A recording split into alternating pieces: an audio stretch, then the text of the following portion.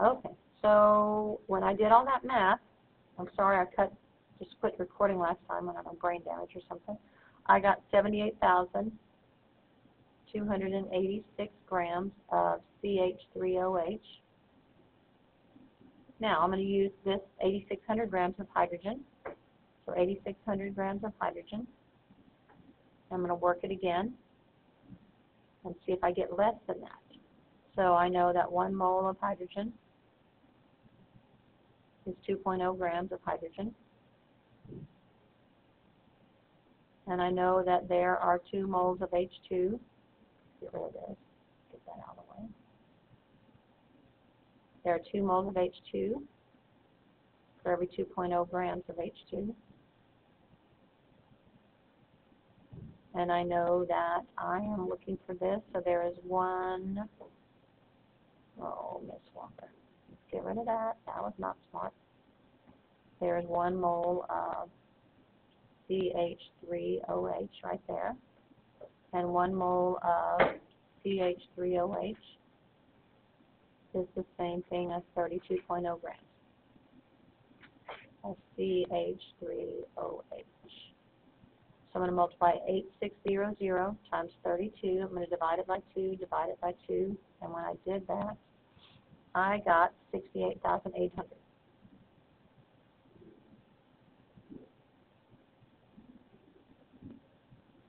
So this is my least amount, so I know that H2 is my limiting.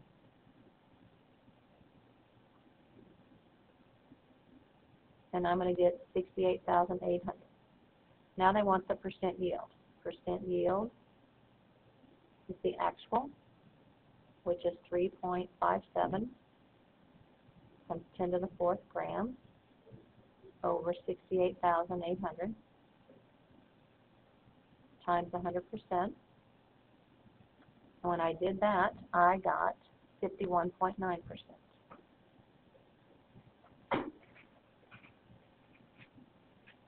Okay, this next question is a throwback to the last test, right here.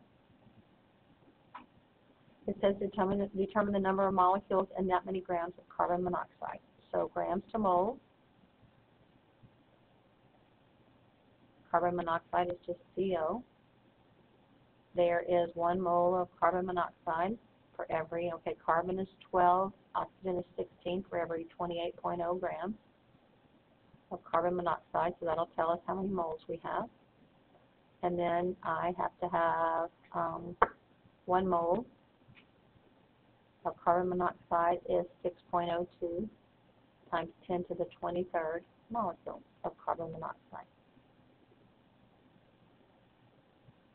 So I'm going to take that number and multiply it by that and divide by that.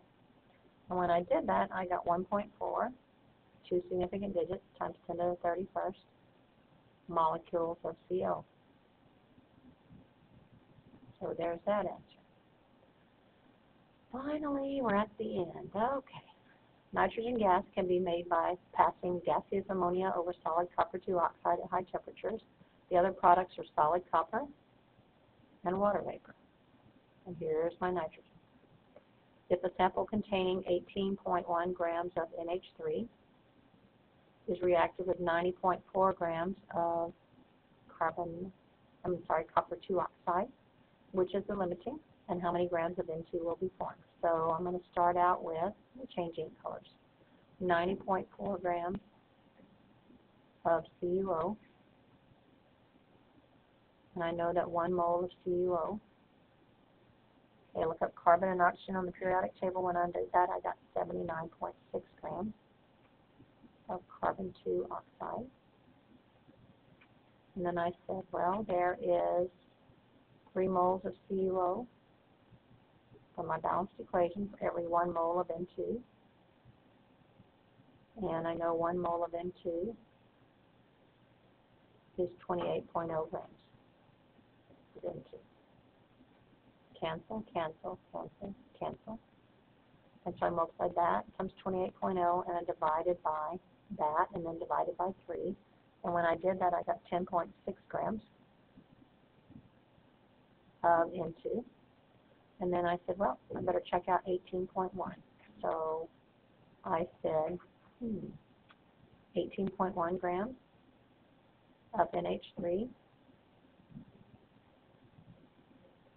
1 mole of NH3 is 17.0 grams. Periodic table helped me figure out that value. Cancel those. And then I said there are 2 moles of NH3 for every 1 mole of N2. And that came from the balanced equation, because here's a 1 and here's my 2. And then 1 mole of N2 is 28.0 grams. So I multiplied straight across and divided by 17 and then divided by 2. And that gave me 14.9 grams of N2.